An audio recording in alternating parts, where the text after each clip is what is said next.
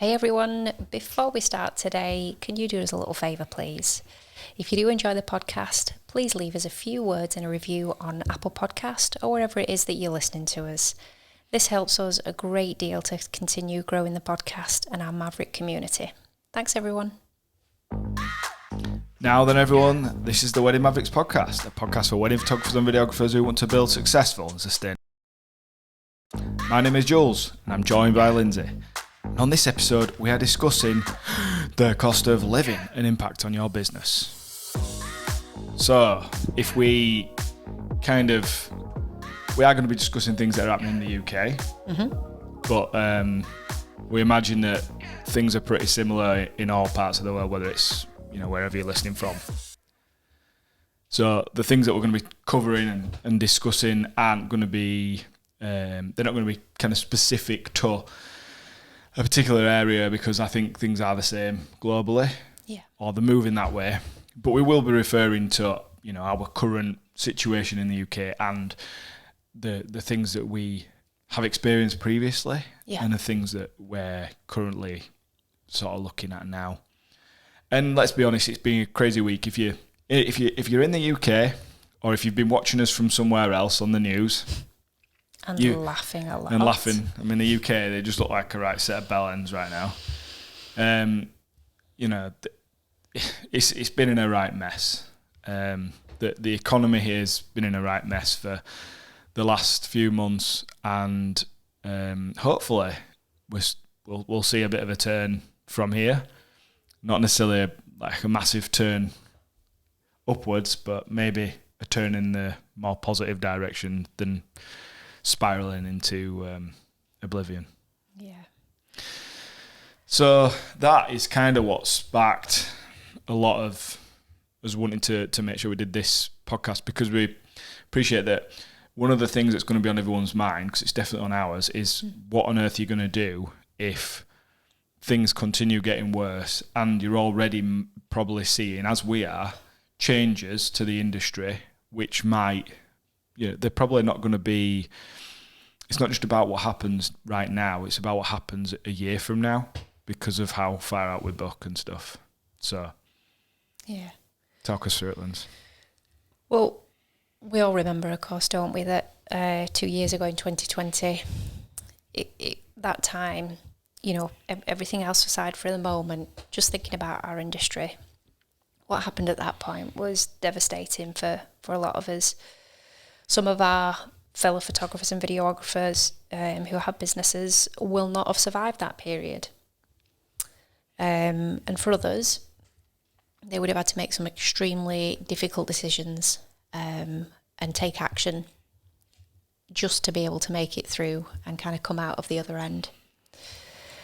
There's no doubt that some will have benefited from some of the help that the government, certainly over here in the UK, had made available at that time.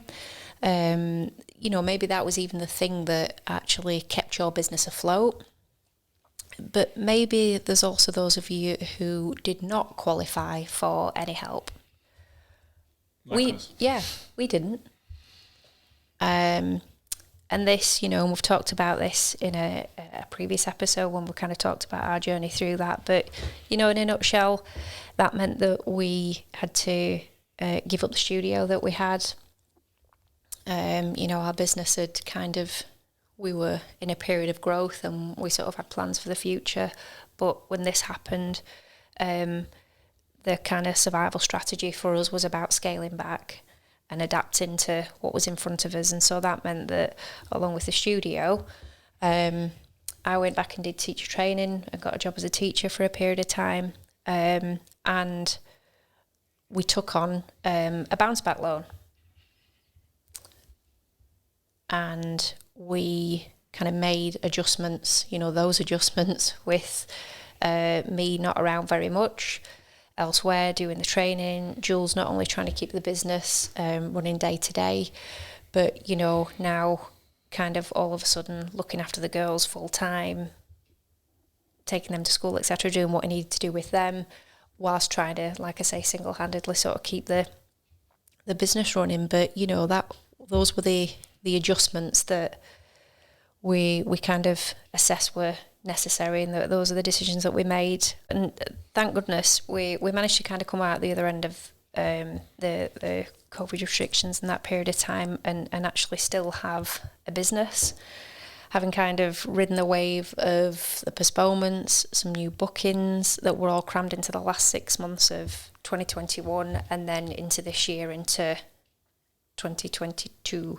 But, you know, paint a picture for us, Jules, you know, talk about that was kind of then, what's happening now, what's happening today. Yeah, well, obviously we can talk about our situation. We won't sort of go on about that because it's about everybody. No, but in I think general terms. Yeah, I think if we talk about kind of linking it to our situation, but probably everybody's quite similar. So 2021, back into 2021, you probably had quite a lot of work if you were similar to us. If you'd been established for a while, you probably had all these postponements, and that probably went into this year too. So you've probably at the back end of 21 and this year, 2022, you've probably had like one of the best years ever, you know, and it's probably been really good from a financial perspective. It's probably been really good from a building and growth perspective, especially towards the start of the year, because there have been a lot of people thinking, I want to get married. You know, I've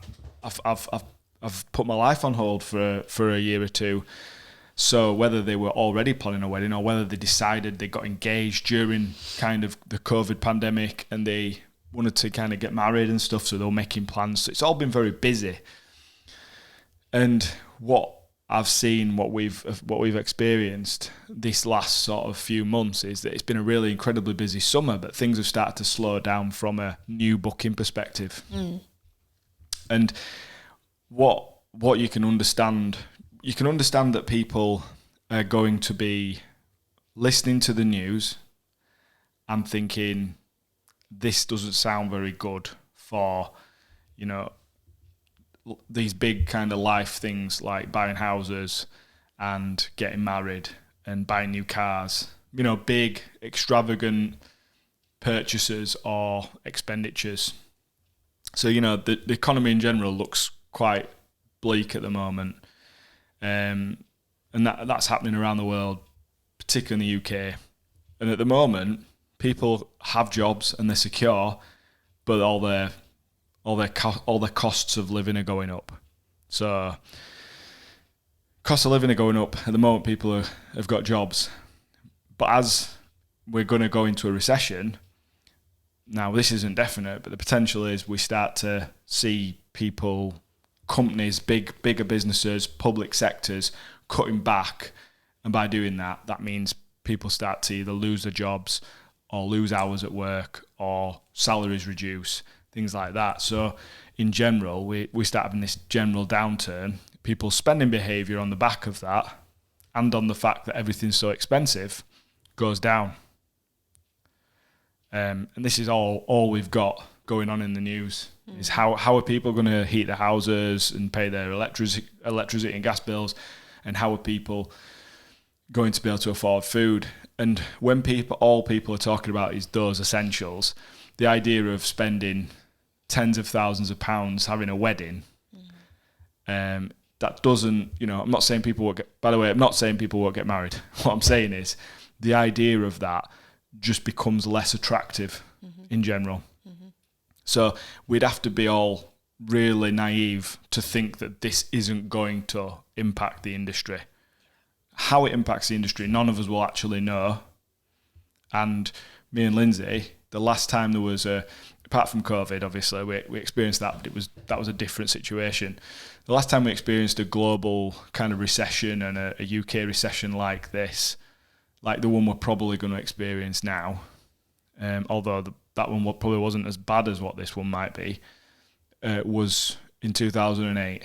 And, well, we had stable and secure jobs where we earned a decent salary, so we weren't affected massively by the fact that job security was down and all that. But what we did experience is we got trapped in a flat that we'd bought very recently at the height of the property market, and it suddenly spiraled into negative equity, and we were stuck in it for, like, it took us 12 years I mean, we moved before that, but we had it for 12 years, didn't we, before we could actually sell it, and still made a loss on it. So it was it was a bad experience. You know, it really set us back financially. And so I think we're quite wary of what's going to happen or what's happening. Incomes will generally stagnate or drop because even though there's loads of jobs at the moment, companies will have to tighten their belts, so there won't be as many jobs, and then people's money goes down because people are fighting for jobs, so they don't have to pay them as much, or there aren't enough jobs and there's more people out of work. Inequality will worsen, so the rich will probably get richer and the poor will get poorer, and manufacturing is going to decrease, so cost of goods might go up as well, even more. Credit will be harder to obtain. It'll be more expensive to pay for your credit, like as in the percentage rates will go up, and that basically is all going to lead to consumer spending declines. And depending on where your couples, you know, find their employment within those industries or within those businesses, obviously they're going to be directly impacted by that. Now, they may have been funding those bigger investments, those big life decisions themselves. Maybe they were receiving help by family members, but again, you know, the family members now are going to be able to contribute less towards that. But ultimately, you know, and I think as well, if you think of it on the back of, let's just solely think about weddings for a minute then. The last 18 months, the mentality for people when they're planning their weddings has been, we've talked about seeing this additional layer of just appreciation and gratitude for the fact that everyone that's able to be there on that wedding day is still alive, is still there, come through a heck of a time over the last 2 years. And so there's just this, it's just felt like there's been this extra layer of celebration about it. Now, it feels like it could be the complete opposite. We're going to have to bring that guest list right down. We're going to have to cut back on what we think are essentials for the wedding. You know, I wanted a photographer and a videographer. You know, I think it's safe to say that the one that most people will straight away consider doing away with is a videographer, and that will be reflected in other aspects of their wedding as well. So generally, this kind of knock-on effect, people having to consider not just the day-to-day kind of livelihoods, there's an obvious impact there for us, I think. I think we absolutely, if we're not already seeing it, and I know that you've touched on the fact that, you know, certainly in conversion rate from leads to actually people booking for the next year to 2 years going forward, we are 100% seeing that difference already in the thought process behind what people are needing to prioritise. And now more than ever, feedback is coming through that we're having to budget. It's about the cost. It's about how much it costs. And we're having to think sensibly about what we include and not include in this day now. And I'm sure that there are plenty of you that are hearing that yourselves. Absolutely. Yep. Also, on the back of what you said, you know, again, yes, you've touched on this, but for us as business owners, the cost of us doing business is inevitably going to go up. Now, at this moment in time, you know, we're fortunate that we no longer have the studio to pay for, and we don't have huge costs for staff or stock, for instance. But I'd imagine that there might be some of you out there who do have those costs to consider.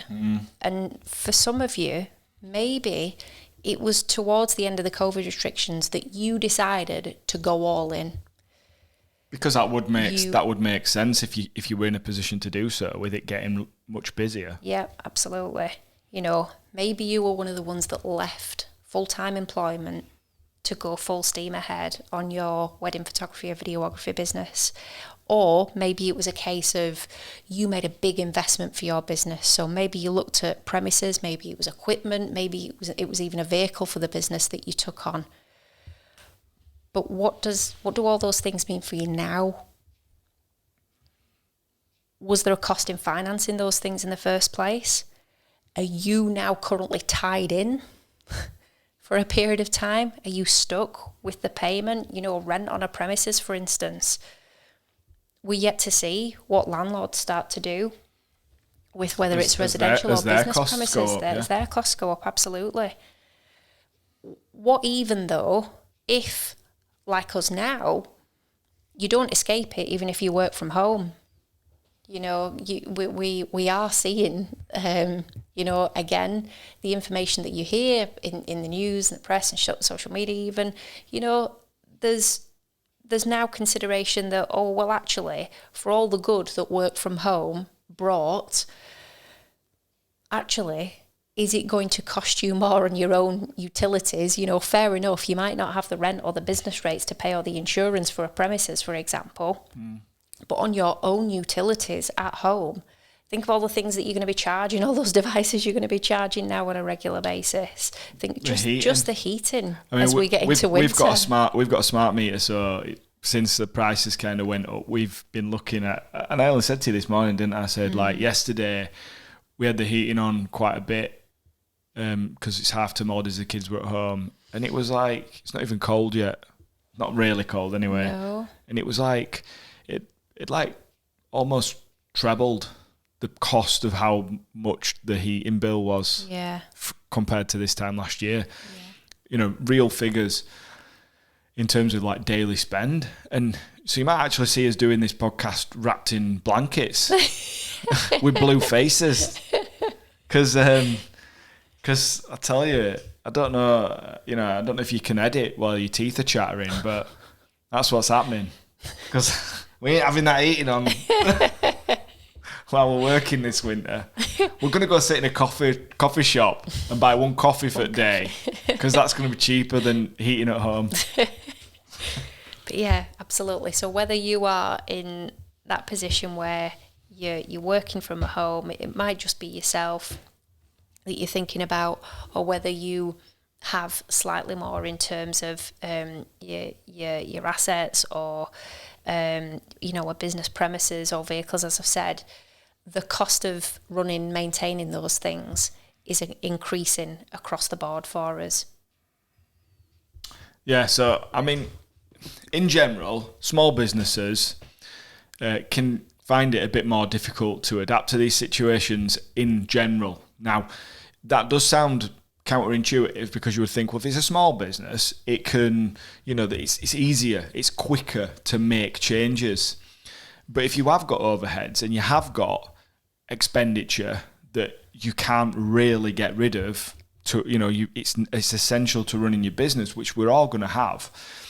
The problem is as a small business, you've typically got less cash reserves, you've got less capital assets and collateral, and you've got less ability to make structural changes, because it's not like you've got 100 staff. Well, that would be a small business, I suppose. It's not like you've got thousands of staff and you can make some of them redundant, so therefore instantly you cut your running costs, you know, and you just get everybody else working a bit harder or a bit smarter, because there's less to do. You know, you can't do that. You can't kind of call on the big stack of cash that you've got in the bank or the investments that you've got, because you probably don't have them. You know, most of us, not that it's a good thing, because we should all try and have cash reserves, but most of us aren't going to have large cash reserves. We might be able to pay, you know, we might be able to afford a few months worth at the most of being able to, even after COVID. We haven't recovered after COVID. Most of us, if we did have any cash reserves, got wiped out in COVID. Ours did. You know, we through COVID, we literally had diddly squat. Most of us through COVID will have either been, you know, touching the breadline or past the breadline. You know, we'll have had to borrow. I spoke to many a photographer and videographer who had to, you know, take out loans, bounce back loans and overdrafts and all sorts of stuff, and actually go way into them just to keep going. And obviously they're still paying that off, so they're technically still not in the green with it all. You know, we had a bounce back loan, we kept our bounce back loan, and luckily we haven't really used it. well, we haven't used it. What we've done is we've kept it there as a buffer because it's a low cost loan, and we might need it this next year. Who knows? So it's like, I'm glad we've got it because it's still there as a buffer. But if you've had to use it, let's say you've took tens of thousands of pounds and you've used it, and you're still paying it off, and now this is happening. That's a real worry. And so you don't have those cash reserves, and so it's harder to flex. It's harder to weather the storm if you're a smaller business because you just don't have those resources that larger business tend to have. But that doesn't mean you can't. It just means it can be a bit more daunting because you've got nowhere to go. It's a case of like you're almost living hand to mouth, aren't you, as a small business? Sometimes especially because it's seasonal. So as we're going through the winter, we might have all, built up a little bit of money in the bank. But then we know that through winter, we're not going to probably earn as much in the wedding industry, particularly as photographers and videographers. So you're probably thinking, well, it'll all start coming back in again next summer. But if you're looking at your bookings and going, that's when it's going to become more difficult. So, that we have to pay ourselves. That's the thing. We have to pay ourselves, and we have to, even though we might not have the overheads, we still need to make enough to make ends meet. So if we have that big drop in sales, where does that money to pay ourselves, to make ends meet, come from? And it's important that we are thinking ahead at what's that drop potentially going to be. So you need to be rather than, if you haven't thought about money and you haven't really thought about your costs and your income and how much you need to make over the next year, this is 100%. You do it now. Like literally get a paper and pen out and just start writing some figures down. Make sure you know what your household bills are. Make sure you know what you need to buy food. Write down what your basic running costs of your business are, and just know that you're going to be able to cover those. How many weddings, how much money do you need to cover those costs? And nothing else matters. As long as you can do that, as long as you keep the business going, and put food on the table, you know that you can keep going. And that gives you a target to aim for in terms of bookings and things like that. But it's also important that we keep an open mind because, there might be some positives. So as small businesses, particularly like photographers and videographers, we don't really have high fixed costs. Think about other types of wedding suppliers, caterers, florists, cake makers. They have to buy items, they have to buy stock in order to provide the service. And if those costs are just going up at a speed that they can't possibly foresee or plan for, venues like heating the venues and stuff, the bills for the venues, how do they flex? So at least in some respects, as photographers and videographers, we have got a bit more headroom in that we can reduce costs a little bit. We probably already have fairly low costs. You can cancel a subscription here and there, but it's not going to make that much difference. But these are all the things you need to be reviewing. But thankfully, we don't have massive costs that are going to skyrocket. We could technically just rock up with the camera. We should probably have some insurance. You probably need a subscription to, deliver some online galleries or whatever. But other than that, you could get rid of everything else, and hopefully your cameras don't break. I'm just trying to be positive about it. So we're a bit more nimble and adaptable in that respect as photographers. Think about the opportunities from marketing costs might decline. So one of the things that people tend to do during these times is businesses cut down on things that they don't see as truly essential. So they might, because if they're not getting the inquiries and they're not getting the sales anyway, they might cut down on advertising. So therefore, advertising costs might become less competitive. So then they might be a bit cheaper. So we might be able to run ads to get more business.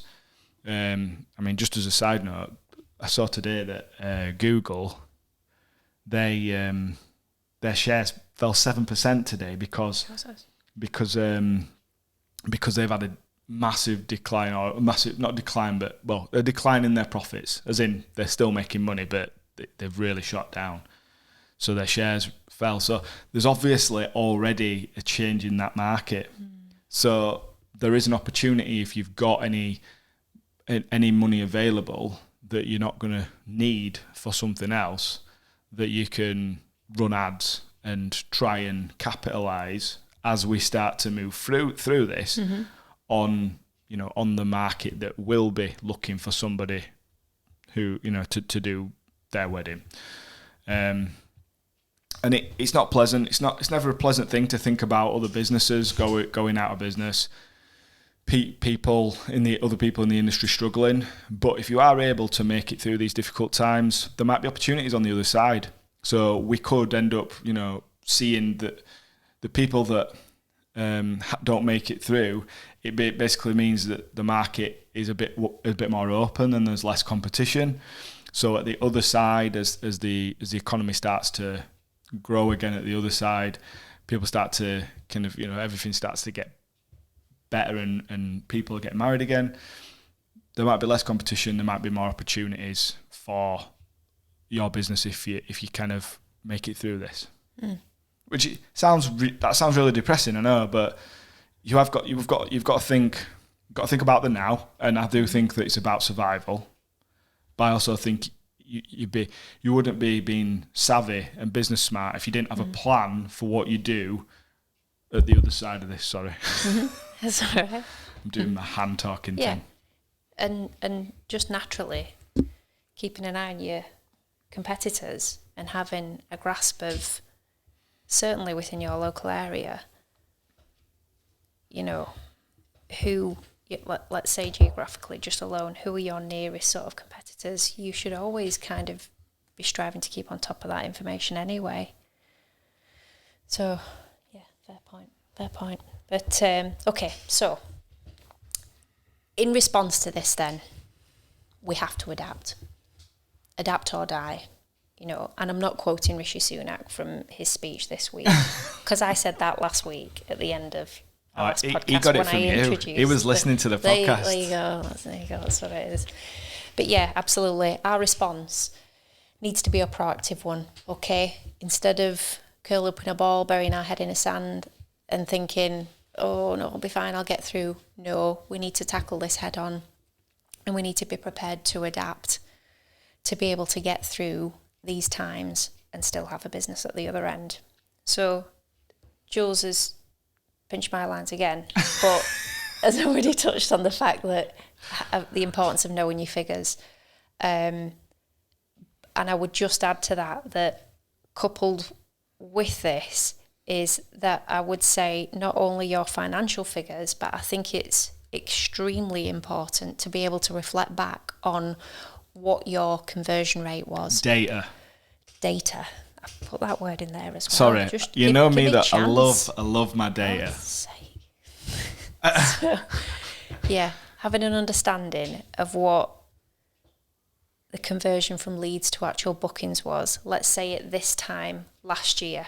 Now, little health warning, if you like, with that. It's a bit of a poor term of phrase, isn't it? But little caveat, that's better. Little caveat with that, I would say, is this time last year, you might say, oh, yeah, but this time last year, we were still, we were buried in edits from 6 months worth of coming out of COVID and the postponements and all the rest of it. So yes, the figures might be slightly skewed because of that, because you were working through that. But certainly those of you who have been in business for more than 3 years, let's say, we should have an understanding of what those rates were prior to COVID, prior to there being this sort of these difficulties in the last couple of years. We should have a way of being able to track those stats or data and the importance of knowing what that is year on year. And even though then there might be a slight kind of, last year, let's say it was a bit of an anomaly, maybe it's not the right year to compare it to for this year, but we certainly know. And we have the benefit of using a CRM, so we can look back at periods from last year and we can make the comparison. We can see where we were at this time last year to where things are at this year in terms of bookings looking ahead to 23, 24. And there's a huge difference. Okay, so please don't underestimate the importance of knowing what your finances are, knowing what your financial position is. Absolutely, can you cover your costs? But couple that with also looking down at your data as well and looking at what your conversion rates were for some kind of comparison. Okay, because those two things, I think, hand in hand, really arm you with the right information that you need to be able to make decisions on what the next steps are going to be for your business and how you are going to make a plan to adapt. Yeah, because you don't want to make decisions based on emotion. No. It feels a bit shit. Doing it again. It's all right. It's all right. No, it's all right. It does say it there, but at the end I've got knee-jerk reaction. All no. Right, I'll zip it. Having a domestic on podcast, I mean, that's go down well, won't it? I think be entertaining as well, to just box that bit off. Think about the time of year that we are in. We're approaching Halloween at the time of sort of recording this. We're at the end of October. Okay, our businesses, our peak season, if you like, is over in the wedding industry. So we're coming into that period of time where we've got the benefit of the time to be able to actually take a step back and start looking at this information and start making a positive plan for going forward. If you're watching on camera, you can see that she just ushered me through there. It's your turn. Because I tried to make it flow a little bit, but no, I was holding off there. Anyway, right. So how can we do this? What we really need to be thinking about is we need to be creating buffers, and we need to create flexibility. And in brackets, I've put on the notes, if possible. And the reason is because some of us haven't got a buffer or flexibility. And I can certainly say, we have probably a lot of listeners that are fairly new because, and you would listen to a podcast like this because you're wanting to kind of expand your understanding of like running a business like this. So if you're in your first year or your first 2 or 3 years, you will be working all this out, and you probably don't have the ability to have buffers and flexibility. I know that certainly in our first year to 2 years, it wasn't a proper business in that we didn't earn enough money.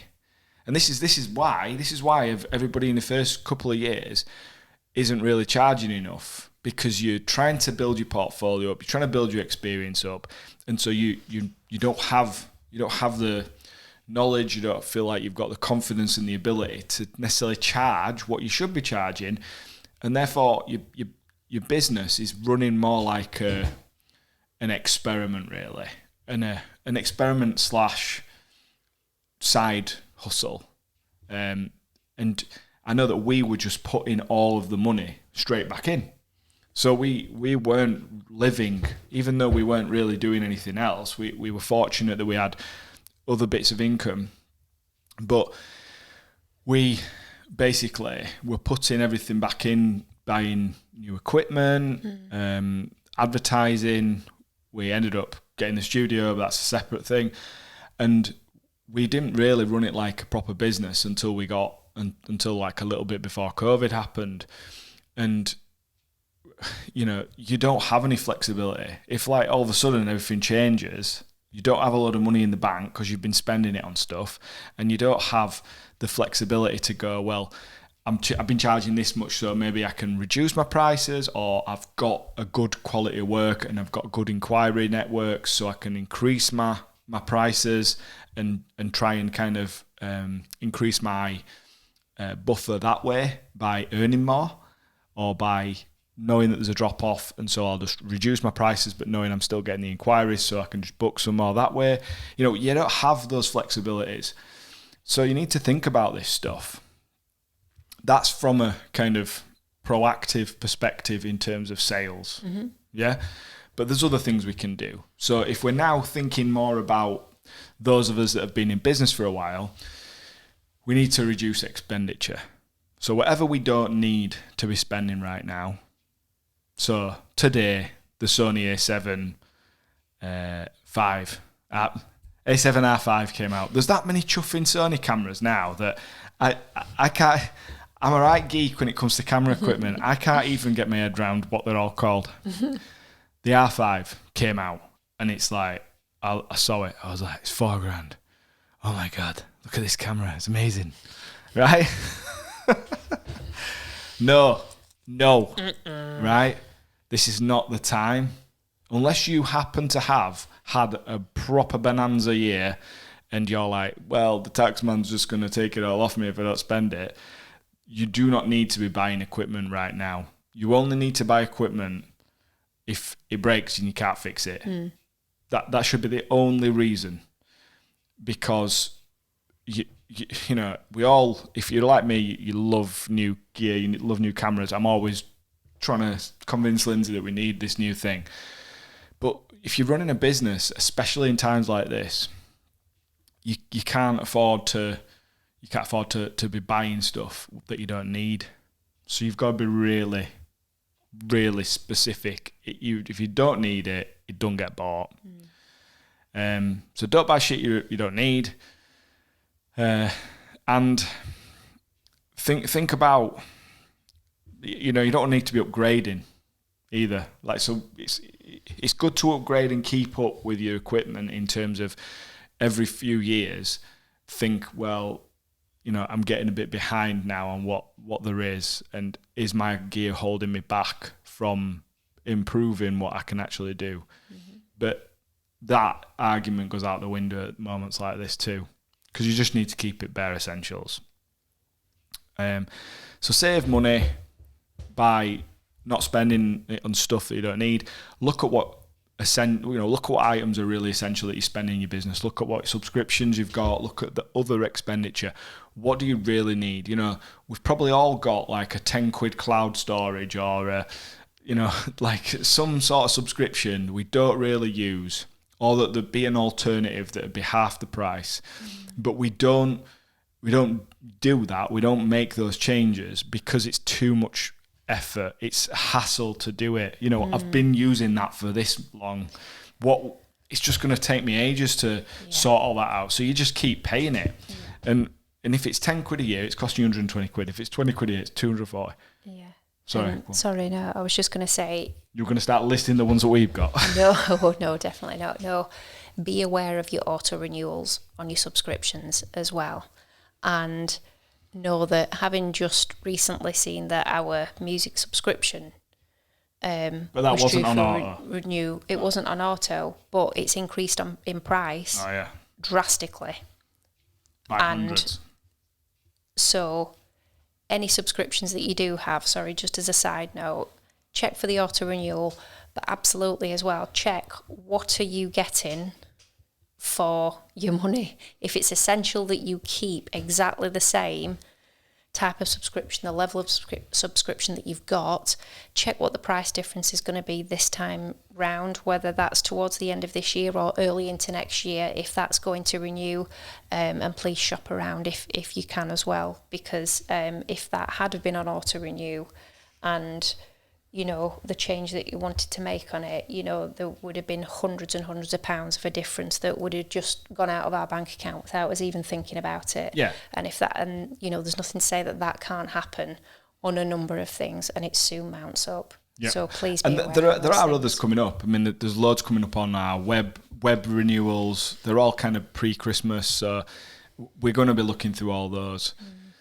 And it's always worth reviewing these things and approaching your suppliers of these things, even if they are massive companies like Adobe or something like that. It's always worth going to them and see if there's some sort of discount or offer they can do for whatever reason you can come up with. I'm not going to give you any on here. It wouldn't be ethical, but there are things that you can say, this is why you should have a discount or whatever. But you've got to do this, because think about one subscription that's costing you a few £100 more than you need to be spending, and then think about 4, and that becomes £1,000. And if there's lots of those little things, you could be spending hundreds or thousands of pounds every year that you don't need to be spending. And that gives you, if you somehow save a couple of grand out of your outgoings every year, that buys you another month or two of leeway when it comes to paying your bills and keeping the lights on, if that's where it gets to. So it might be very important. Save money, save whatever money you can. So anything that you don't need to be spending, you put it to one side. Like, we're going to be aiming to keep as much money in our business now for we take out what we need to spend on the bills, but over the next 6 to 12 months, we'll be trying to keep as much money in there as we possibly can. Just so that if we have those quieter months, if we have those months, which at the moment it looks like, there's some quiet months coming up, we'll hopefully be okay with it. And the next thing to just briefly go over, we get rid of like debts and stuff if you can. Obviously, some people are going to have debts because they needed that money, and so you can't just get rid of it. But look at what the debt is, look at what it's for, and look at what interest rate it's on and everything. So think about how much that's costing you every month. So if you don't need to if there's another way, and you can get rid of that so that you're not paying out that extra interest, this is a good time to be doing it. Yeah. But it's also not a good time, in my view, and I'm not a finance expert, I'm not an accountant, but in my view, it's not a good time to be getting rid of low-cost, fixed-rate finance. So something like the bounce back loan, if you happen to still have that and you're not really using it, it's just sat in your bank doing nothing, we will not be paying ours back, right? We were ready to, but we kept it because we didn't know what would happen after COVID. We didn't know if there would be another wave of COVID and things would go backwards again. And so we kept it there, and we've kept it there for the last year. And we're probably, if this wasn't the situation at the moment, we probably would be paying it back now. But we're just going to keep it there because that gives us a buffer that we would not have a cheaper way of facilitating. So if you've got finance like that, and if you're not in the UK, the bounce back loan was a fixed loan for like 7 years at 2.5%. That was interest free for the first year. So it's a really low cost loan. Over the term of it, it will cost us, only a few £100 to have a credit facility of about £20,000. So it's really cheap. So that's that really. I'm going to go through this section fairly quickly because I don't think I need to labour the points. I think they're fairly self-explanatory. Lindsay's already sort of talked about adapt or die. So, how do we adapt? Going to give you some ideas here.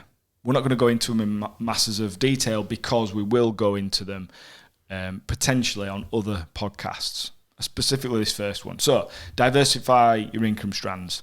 It's good to do this anyway. But if things start to quieten down in the wedding industry, we can do other things. We can make money other ways with our gear and our skills and knowledge.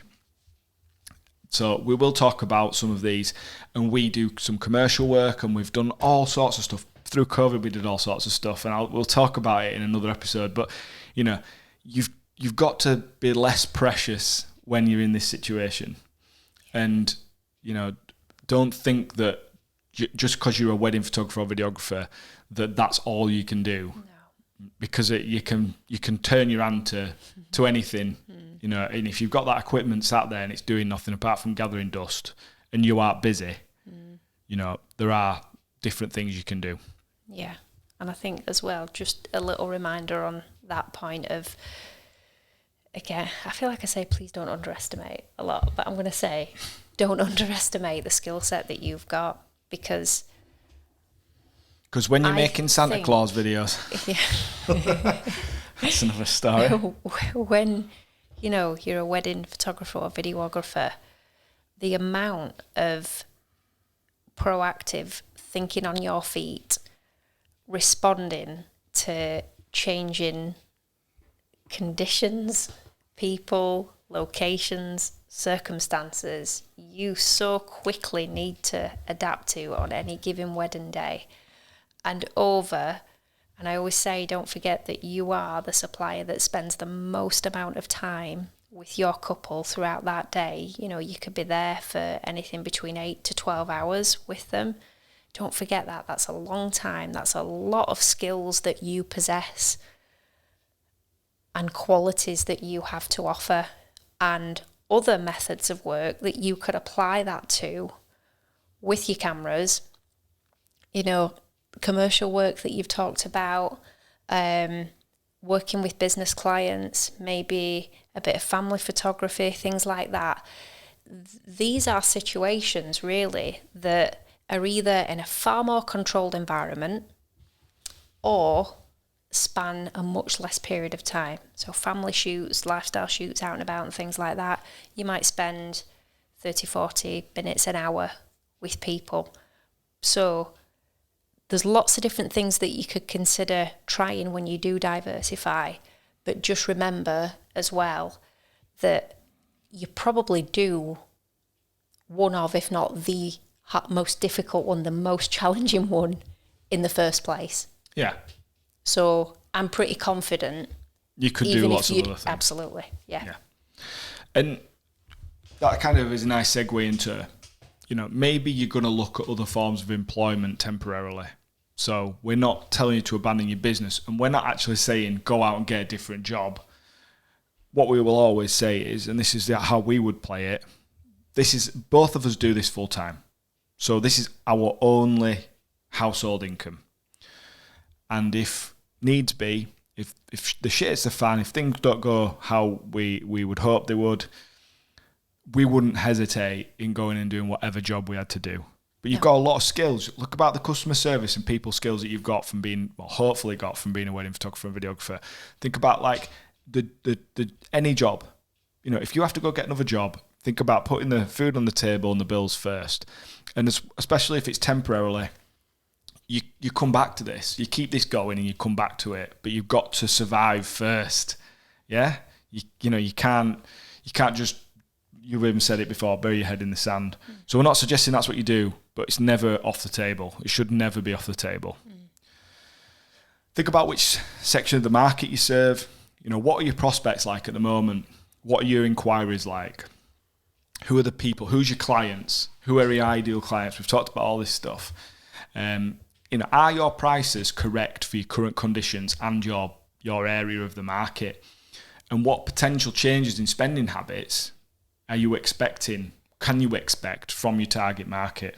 So, you know, the cost of living and the recession stuff, the wealthy are going to be less affected. It doesn't mean they're not going to change their spending habits, because I did read something yesterday that was saying previous recessions, people that were wealthy that were having weddings, they did change from being extravagant.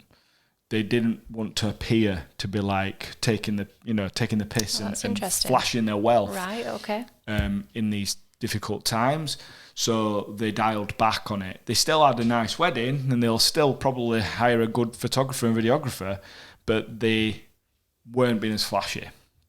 So although they'll be less affected, they might change their spending habits. The middle class, they tend to be the ones hit the most by these situations because they've got money. You know, we all know, probably know loads of 10 bob millionaires. They've got a bit of money, but they don't have enough to be, you know, completely unaffected by these situations. So it's the middle end, and we sit in the middle end, don't we? In terms of clients, really, we're not doing millionaires' weddings every week. So you've got to you've got to think that is the market that's going to be affected the most. You know, if you're serving the low end, crikey, who knows what's going to happen these days, because camera phones have got so good and people, consumer cameras are so good and so cheap. Who knows? Like maybe if you're in the really low end, maybe they just don't bother with a photographer because they could just get somebody else, a mate, to take the photos, and they'll make do with that. We all know that'll be nowhere near as good, but maybe that's what they do. Maybe the middle class, maybe they start looking at, I'm going to spend, I'm going to reduce my budget for my photographer or videographer and both, or get rid of the videographer or whatever. So we're not saying that's what's going to happen. We're saying it would be naive not to consider that this is what might happen. So you've got to be prepared for it. So you've got to be prepared. Do you put your prices up because you wanting to target the wealthier people who will be less affected by this, who will still book good people, the people who are the best? Or if you're being realistic, if you're just average at your job and you're not able to market yourself to the best, to the top end, maybe you've got to think, to be competitive, do I need to lower my prices? And we don't believe that that's the right thing to do. We don't believe that's what everybody should be doing, because the costs are going up. We should be putting our prices up, if anything. But you have to think in response to whatever's happening in the market. If you need to make money to get by, and I'm not saying that's what's going to happen, but you might have to consider swallowing your pride, saying, well, I put my prices up during COVID, at the end of COVID, because it was really busy. Now I might have to just lower them a little bit just to make sure I'm still competitive in the market, even though I'm really good, even though I were really sought after and I've done all these top jobs.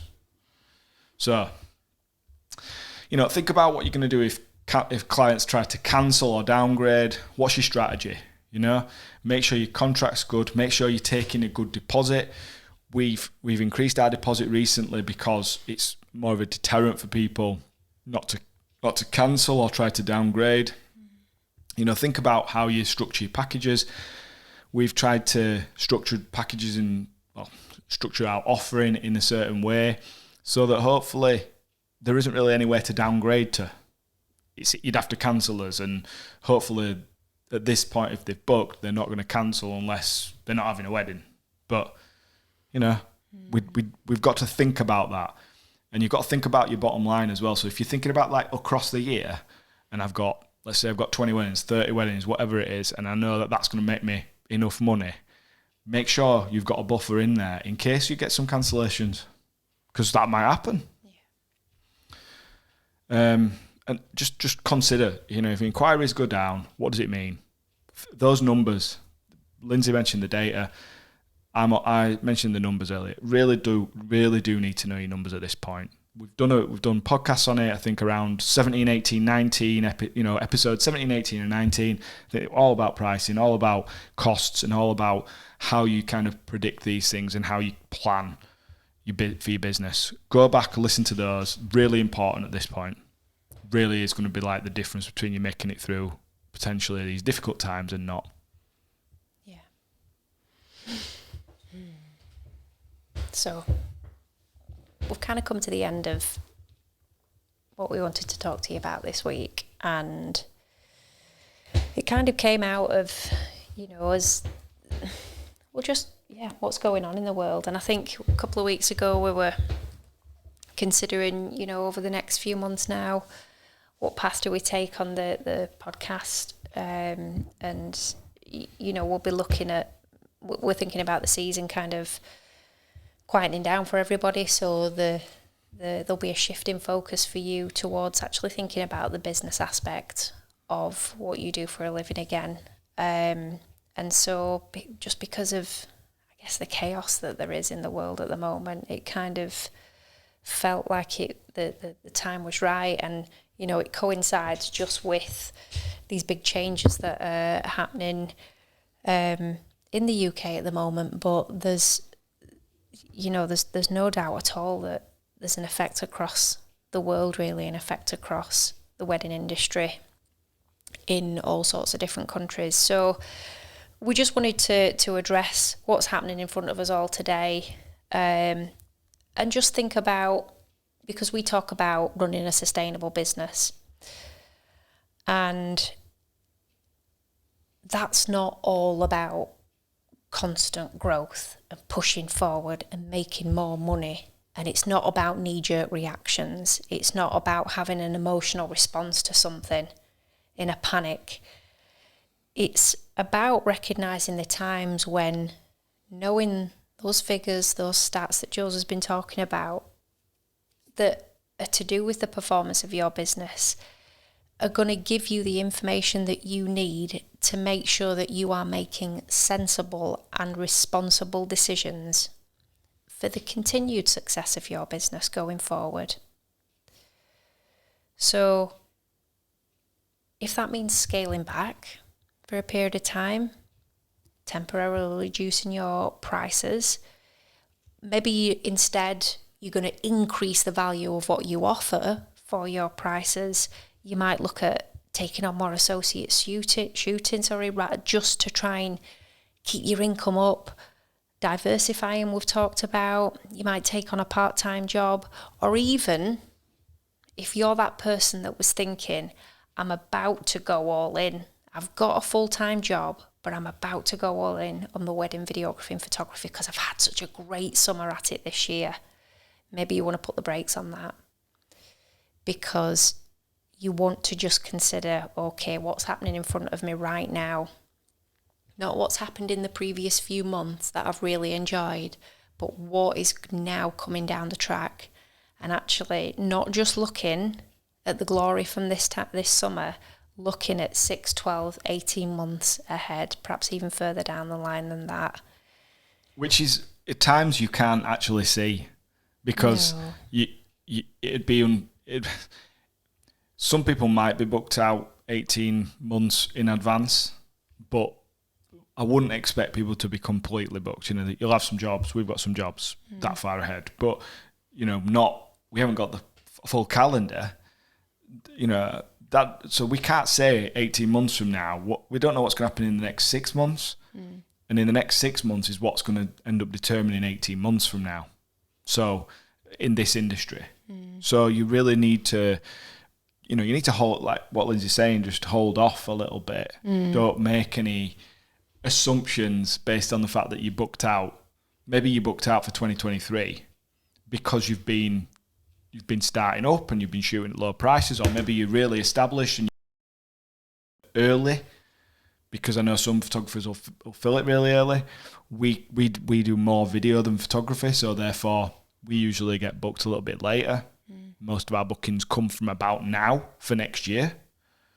So normally, at the point we're at, we'd be like, we're sorted.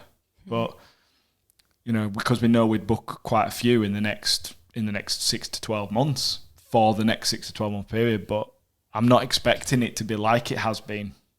Yeah. And then finally, of the mix of people that we have that watch and listen, you'll all be at a different point in kind of your journey in business. But, for those that have, we might even have some that go as far back, that, had been around when that recession happened in 2008, or we're doing something very similar. Or perhaps, we're running a different type of business right then.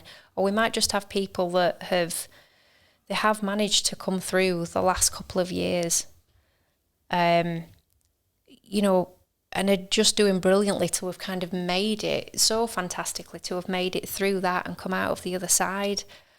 And, it's such a shame once again that, the next wave's here now and we all need to ride that one. It is time to get our thinking caps on, and hopefully the things that we've talked about today, maybe you've had your own ideas too. Or at the very least, this has been sort of thought-provoking for you, and just gives you something to kind of, as we enter that period towards the end of the wedding season, time now to just take stock of where you are and think about how you can be proactive in adapting. Cool. So hopefully it hasn't sounded too doom and gloom. I appreciate that most of the stuff we've been talking about actually sounds quite negative, but we really haven't intended it to be like that. Have we, Lindsay? No. This is from somebody who watches and listens to a lot of business stuff, particularly things to do with the wedding industry, photography, filmmaking, creative business owners. They tend to be, the business bit comes second. The creative comes first, the business comes second. That's exactly why we kind of do this podcast, because we want to talk about all sorts of topics, but we are really into the business side, and we're really keen to help people. We really want to help people build those successful and sustainable businesses. And the part of being sustainable, success can come to anybody, because you can be just good at what you do, and that can be success. You can make a bit of money, that can be success. But the sustainability aspect, that can only come through understanding how to run a business. So that's what we have focused nearly everything on learning the last few years. Not necessarily how to do better stuff with a camera. When people ask the questions on the groups and everything, it's always about what settings on this and what camera do you use for that, what lens do you use for that. It's never a business question. It's never how are you going to tackle the recession? How are you going to, what do I do to be able to make more money by doing less work? It's never about these things. So that's why we're so passionate about it. And we didn't want it to sound doom and gloom. We just wanted to talk about things that are really important right now. So hopefully that's been of use to you. And if you've got any thoughts or anything on there, any questions or any opinions you want to share with us, we'd love to hear them. So you can give us a DM on Instagram. That's the best place to reach us. At Wedding Mavericks. You could email us if you really want to. We've got an email address which is...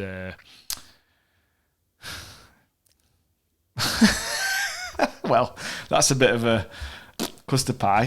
It's something at Wedding Mavericks. Gosh. It's something at Wedding Mavericks. But I'll have to look that up and let you know next week. Everybody who's listening. Gosh. Fucking idiot. Give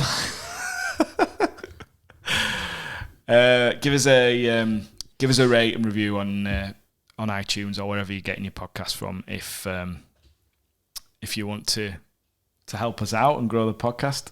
Lindsay's looking at me like I'm an right idiot now, so it's putting me off. You can wrap it up. Yes, just to reiterate what Jules had just said, what we're seeing, which is just wonderful, is that the viewing numbers and listening numbers are increasing each week, but what we'd like to see equally alongside that is that the number of subscribers that we have is kind of closing the gap, and those two numbers come a little bit closer together. That would be amazing. So yes, please, if you can, leave us a review, also subscribe if you haven't yet done so. And thank you for listening this week. I think this has been a really important topic for us to talk about. So thank you for watching and listening to us. Please take care of yourselves and have a great week. We'll see you again next week.